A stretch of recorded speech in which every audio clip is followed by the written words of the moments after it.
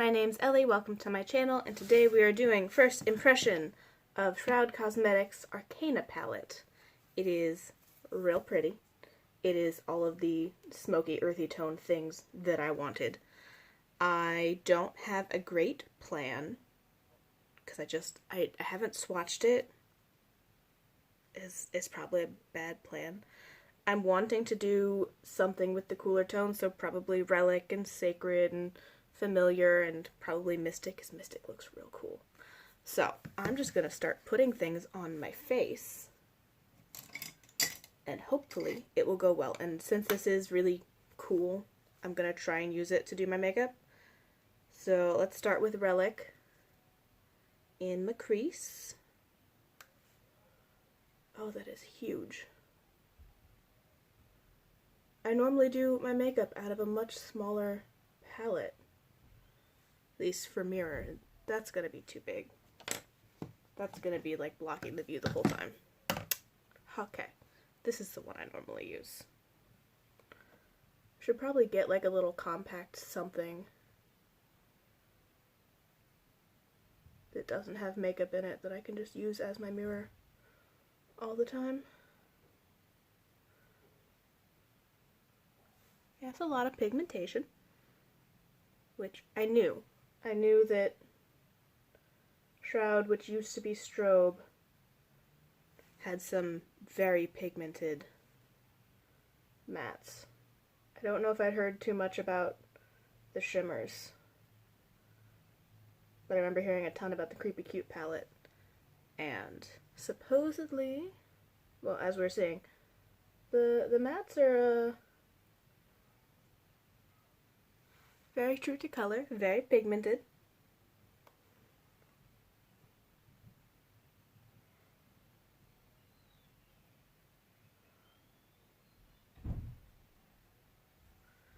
I'm going to run over it with a fluffier brush in a second, and then we'll see how well the Sacred, the kind of terracotta reddy dusty shade, looks.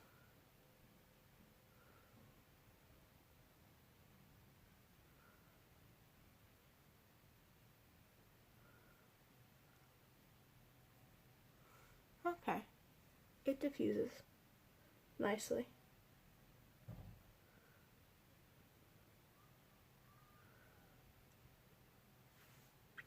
So I'm going to just tap my big brush in Sacred and just kind of fluff it over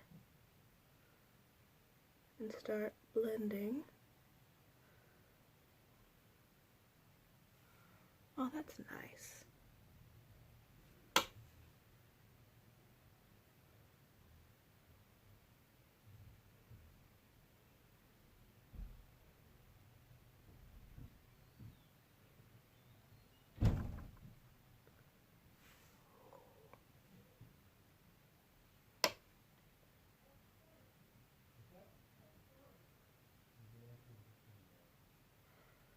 So this seems to be one of those formulas that you really don't need very much. Like I'm tapping it in on the side and then knocking off excess and still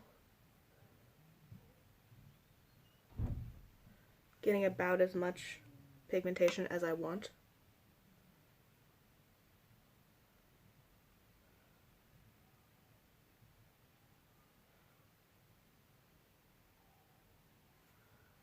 It does help that they are grungy, darker shades.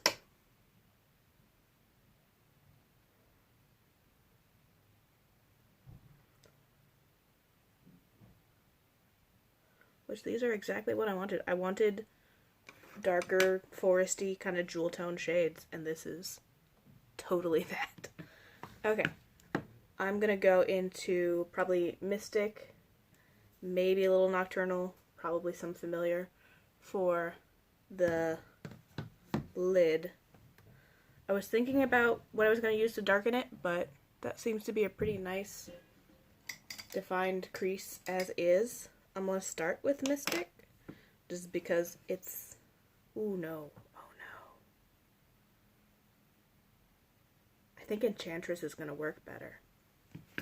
I think I'm going to try and do a 3-tone lid between Enchantress, Nocturnal, and Familiar.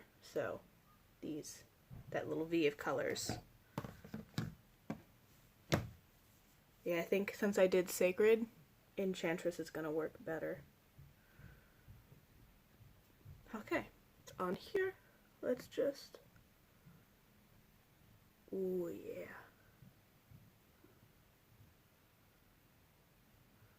That's pretty. That is so pretty.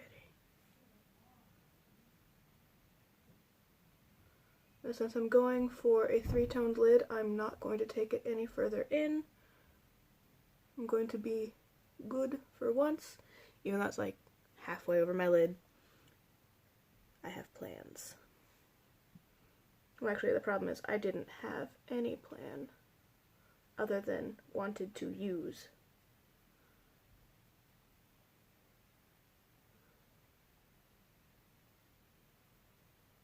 But these are awesome so far.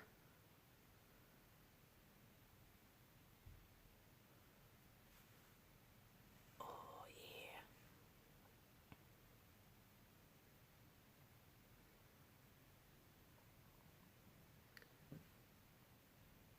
With that being just kind of like a quick dip. I don't need more, I just want to put more on because it's so pretty.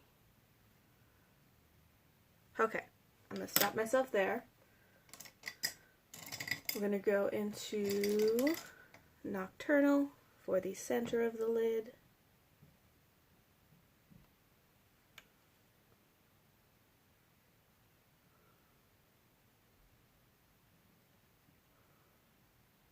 Also really pretty. I like gray tone purples though, so that might not be everybody's cup of tea.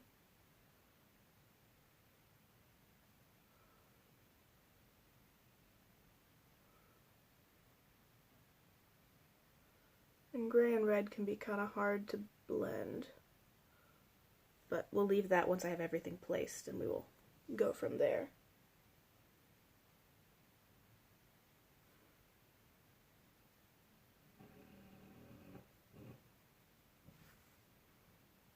Oh, it looks so cool.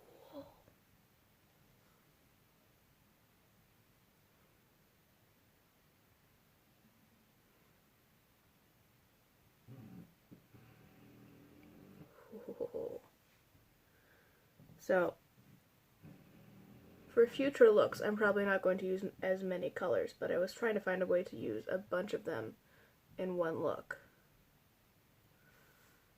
I thought I was going to get to use another one to deepen, but I kind of have it exactly where I want it on that front. Going into Familiar for that inner third, and then we'll start blending the shades. Ooh. I gotta stop saying that's pretty. Of course it's pretty. I've already figured out that I really like this formula. And I knew when I ordered it that I really liked the idea of these as comparison colors and a lovely color story. I knew that. Why am I acting like I'm surprised?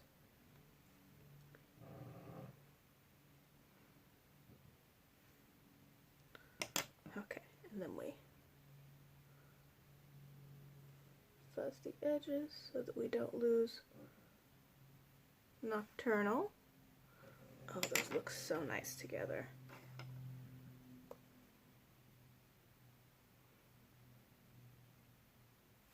A little bit more of Enchantress.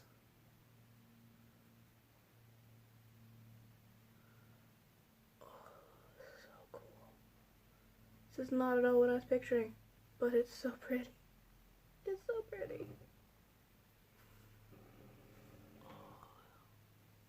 I know, it's not nearly as interesting for you guys because it's not the pretty in-person stuff, but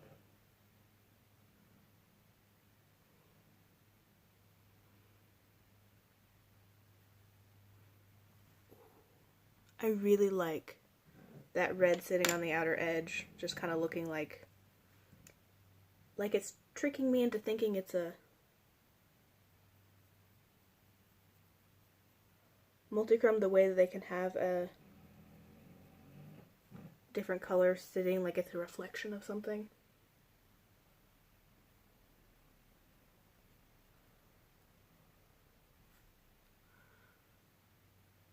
So that was a little Enchantress on the lower lash line. I don't really know what I want to put.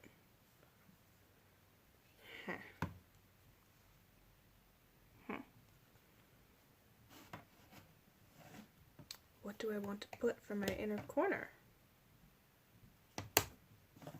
I'll pull out some of Star. We'll do Star. I think that's a good color choice. We'll find out because I'm doing it. Oh.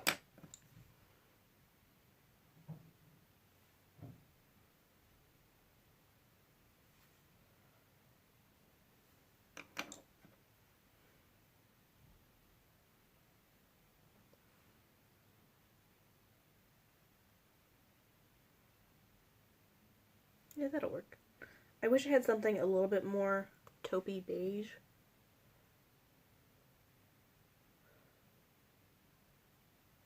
But I didn't think about the fact that this one doesn't really have a highlighting shade. Like for deeper skin you could probably use, I think it's Familiar as the lighter one on my inner third. Oh, I like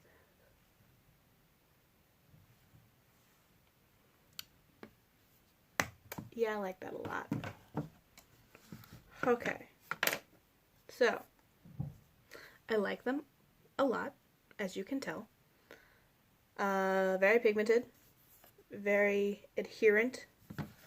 It's a little bit, like you can kind of see some of the kick up in Sacred. There's no kick up in the shimmers. I'm really excited to use that some more. I'm gonna knock, I have a little bit, like a tiny bit of fallout down there.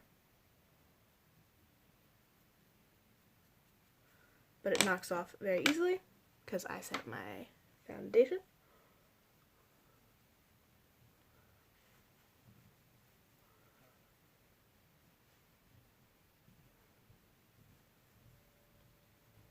And we can do the rest of my face, and I can ponder all the different ways I can use that moving forward. Oh, I'm very excited.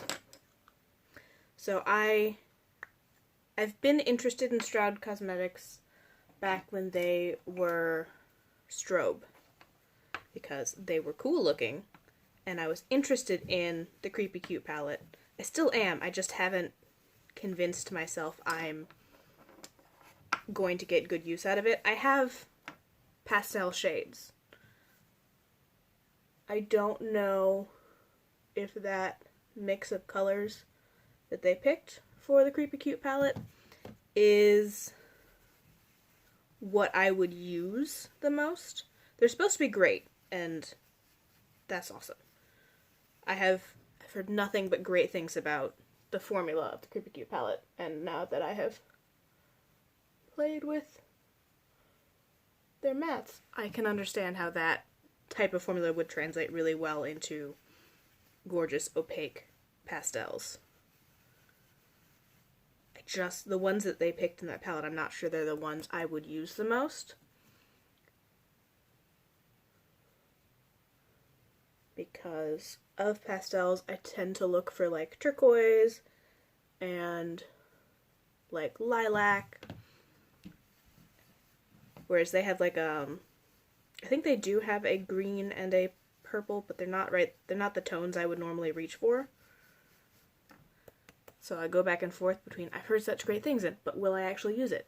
But do I need more pastels? Because I had the Pastel Goth palette from Kat Von D back when they were Kat Von D. And I decluttered it because I wasn't really using them, other than making like the same matte look over and over again. And even that was just kind of like once in a while I would do it.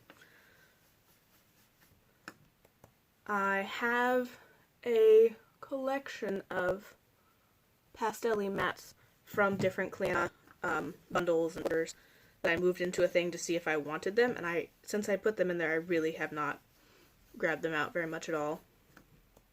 I have the Fun Size palette, which is a little less pastel, a little bit more just like pocket brights for me. Because the Creepy Cute is like pastel. It is definitely pastel. It's not like, okay, it's marketed as pastel, but it's more mid-tone. No, they're light. And I don't know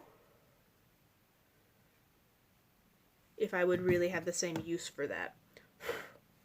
Or if the way I currently use some of my more pastel shades as like blending out edges and to complement darker colors, if that would work with the formula being so opaque. I totally forgot I had coffee over here.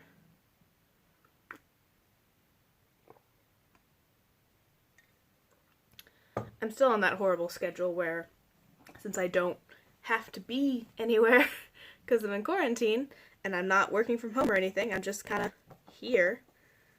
I have been staying up too late, sleeping till noon, and then once I've had breakfast and showered and my hair has dried and I've had all of that, it's like 3 in the afternoon, which is why some of the lighting is not great. Oh, I'm just using my Franken blush. I used my Project Pan bronzer.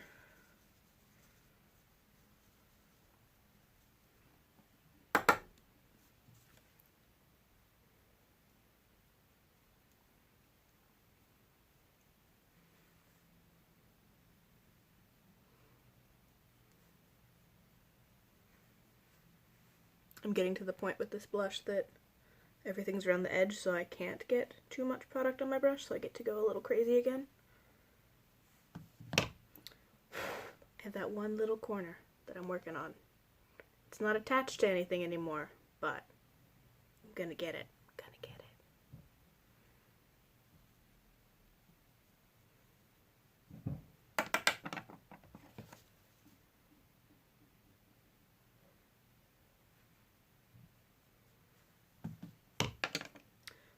I think the rosiness matches the way my face ended up going.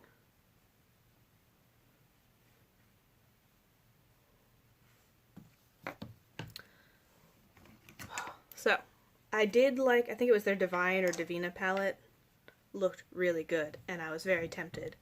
But I think I was on a low buy or trying to buy less when that came out.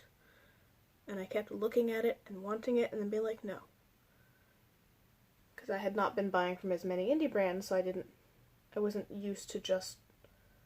When you buy through like Sephora and Ulta over and over again, you don't buy a bunch of indie brands, you don't get very used to having to pay for shipping, because normally you either hit the free shipping cap or you're in one of the tiers that has free shipping anyway. And if it's a brand that's not from around here, the US, or within small shipping, you start to see all the issues that other people from countries that are not the US have with it, in the shipping costs like a whole bunch of money. I don't remember, but I was looking at ordering from Lethal, and right now their shipping is like $25. There are extenuating circumstances, but yeah, it's not cheap to get product all the way from Germany to the US, which can deter you from ordering stuff. So I wanted this one, and I kept being like, oh, I'll find an excuse. I'll get it later. I'll get it later. And then they were having a sale, and I was having a not so great mental health day, so I treated myself. And then it arrived, and it is awesome, and I am really excited.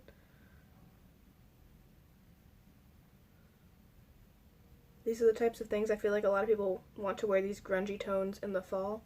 I want to wear them all the time though, so I'm not mad about getting what is kind of a more fall witchy palette, which I am into that aesthetic all year round.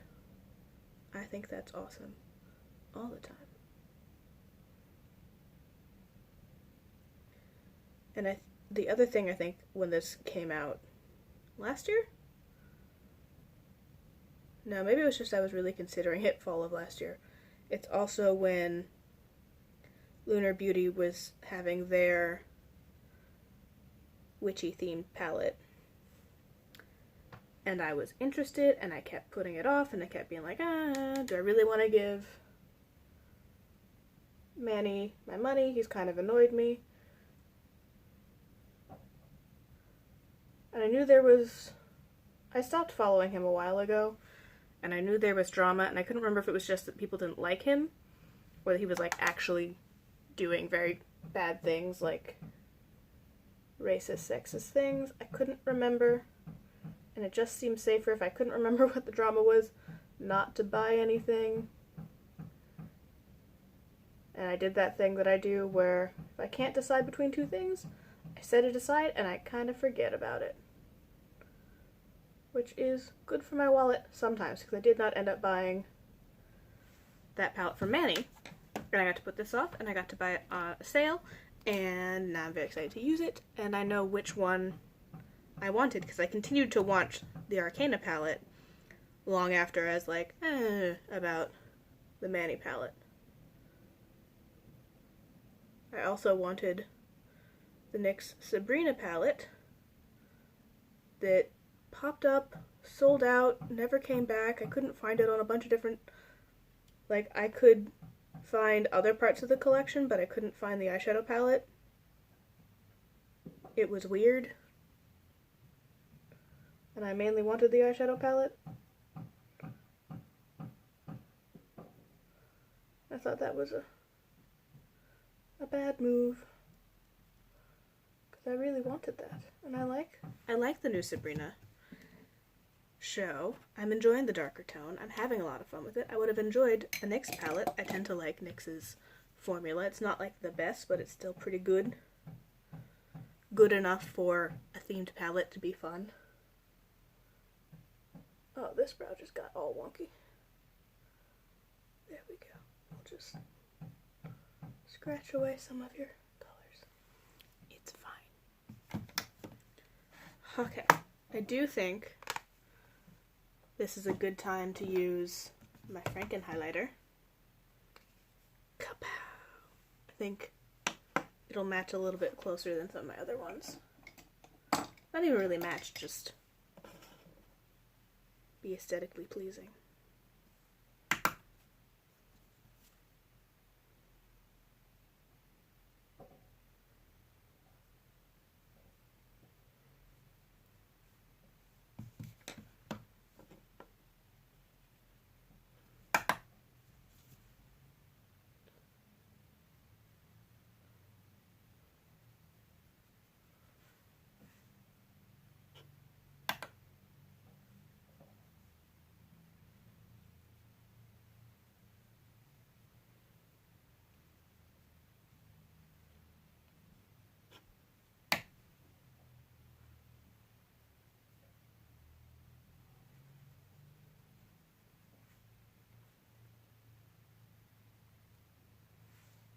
Yeah, I like that. We're getting there. I'm seeing progress on stuff. I haven't made as much progress on some of my Project Pan items, like the eyeshadows are barely getting any use, other than the ones that go all over my base. But the base products, the foundation, brows, blush stuff like that, those are all getting some usage, and I'm quite excited. If I will take one good thing out of quarantine, it's make me do my makeup, it's make me do it consistently, and that's good for my Project Pan goals. It might go not so well once I go back to work and have to get up in the morning and have to trim my morning schedule back down.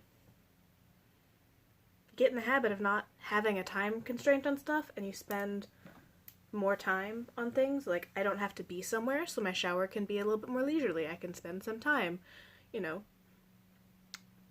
don't know, just not rushing to do stuff. But I also do miss going places and seeing people, and I do kind of miss working.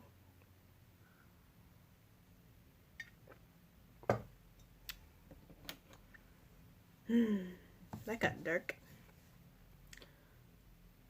we are having a good bit of fun trying out new recipes, since my mom and I have kind of been alternating dinners and desserts and who's cooking what, and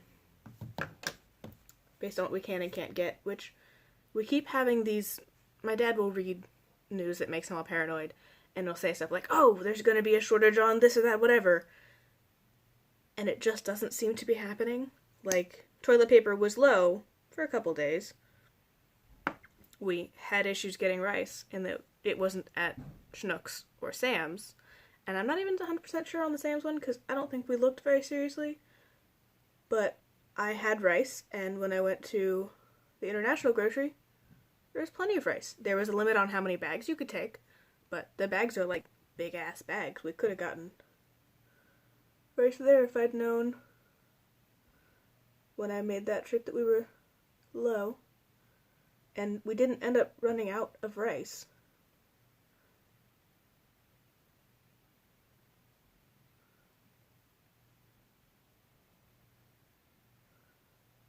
So, anyway, my dad will read these things like, oh, there's going to be a shortage on pork. So we'll go pick up some pork, just in case. Because as soon as somebody says something like, oh, there's going to be a shortage, or you're not going to be able to get A, B, or C, you want it, or you're like, oh man, I didn't have a plan for the next couple days, but I was considering making, that pork loin in mustard sauce. I was going to make, this other thing. I was going to make pork fried rice. Even though you did not technically have that goal in mind. So you guys say, oh, well, let's go see if we can get it before it runs out. And so you go get it, and then you find the next time you're at the store, there's plenty of pork, there's plenty of this, there's plenty of that. So, the last thing is that Dad heard there was going to be a shortage of beef. So they bought some beef.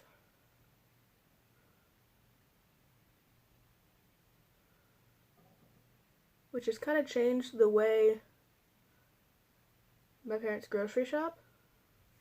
I tended, and I think my mom too, tended to grocery shop based on restocking essentials. If you're out of flour or rice or milk, stuff like that. You get that based on what you're going to use for the week. And you also you have a goal. You're like, okay, I'm going to make these are the dishes I'm intending to make this week. This is what I don't have on hand to make them, so I need to get those at the store. And if something happens to be on sale, yeah, maybe you grab some extra of it. Like chicken, the first couple weeks of us being quarantined, chicken was on sale. So we got chicken and made chicken dishes.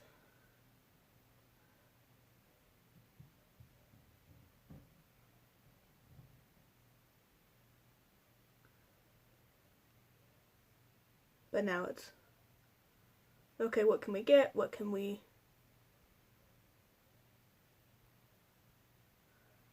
make meals for 3 people that aren't going to make too many leftovers that'll go bad?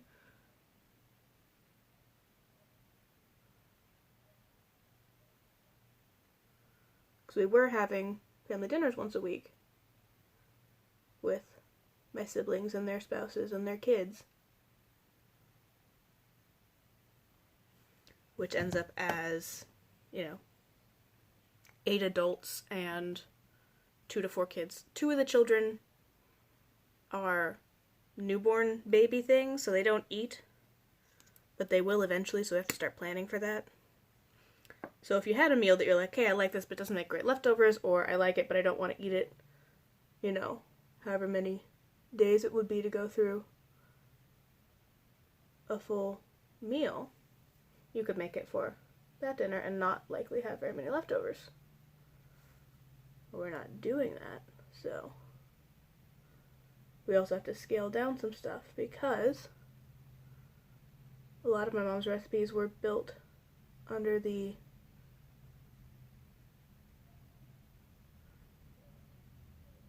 assumption that she would just make these huge amounts of food and have leftovers or freeze leftovers or invite the neighbors over.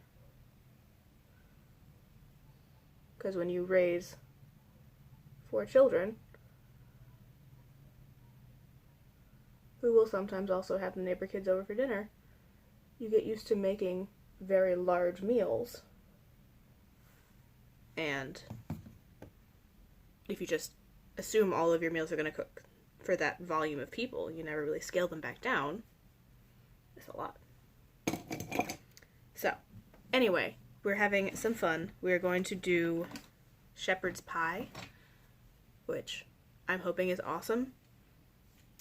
Never had it. It's just not one of the things that we've ever really made, but it sounds awesome.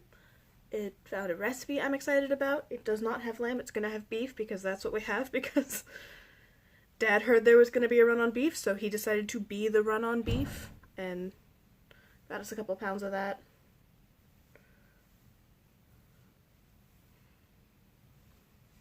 I think we're in a very weird spot in that our area is bigger than a lot of the rural areas, so that, yeah, we're getting consistent shipments. There's no like, oh, this is our one shipment per 3 weeks, we're out until the next truck comes. But we're also not as large. Oh, what the fuck?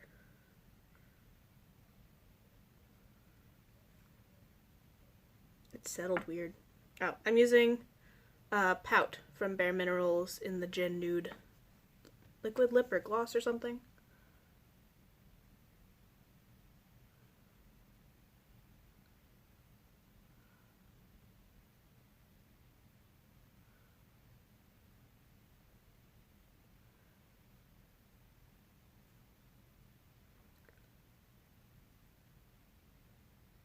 Yeah, St. Louis is a weird area in that we're not as densely populated as some other big cities, but it's a lot of people.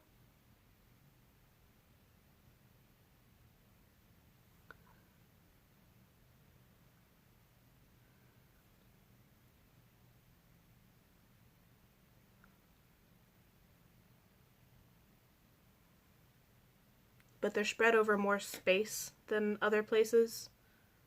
Like, I know people who work in the city and don't live anywhere near the city, and that's not an issue based on commuting.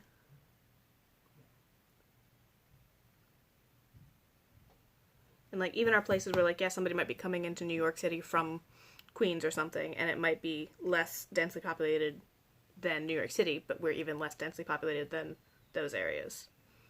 So we don't have as many people running to the grocery stores. I don't think we had as much of a culture of eating out all the time as I think New York City and places like that sometimes do. And we're still getting consistent shipments to our stores, so that's very, very lucky. That's my theory as to why my dad keeps reading these articles about, oh, X and Touch is going to be a nationwide shortage, and it just doesn't seem to be here. Or he's reading just panic articles, and that's just what's making him very nervous. But this is the finished look. I like it. I really like that flash of red, the outer corner. I think it does something really nice to an otherwise kind of neutral, pretty thing. Oh, I like this. I'm probably going to use this a couple more times on camera for you guys, especially because we're stuck. I can't just like go play with this on my own time and have a video for you guys, which I am enjoying making the videos, so we're going to keep doing that. Maybe we'll do... Ooh. I do kind of want to do something with, like, the green and the blue and the gold, and there's a lot of stuff to do in there. But I will try not to do, you know, video after video after video with this palette. If I had my editing options, I would do some type of collage of all the looks I can make out of the palette, but we'll mix it up. I'll use something else tomorrow, and we'll come back, and we'll do something else, and we'll come back, and hopefully that's gonna work out. I'm gonna go make some stew so we can make shepherd's pie, and hopefully it's delicious. I don't know why it wouldn't be. It looks like a delicious stew with mashed potatoes, and that just sounds awesome. And we have a different stew that we eat with mashed potatoes. They're not baked together, but we'll find out. Hopefully I like it. Thank you guys for watching. I will see you next time. Bye.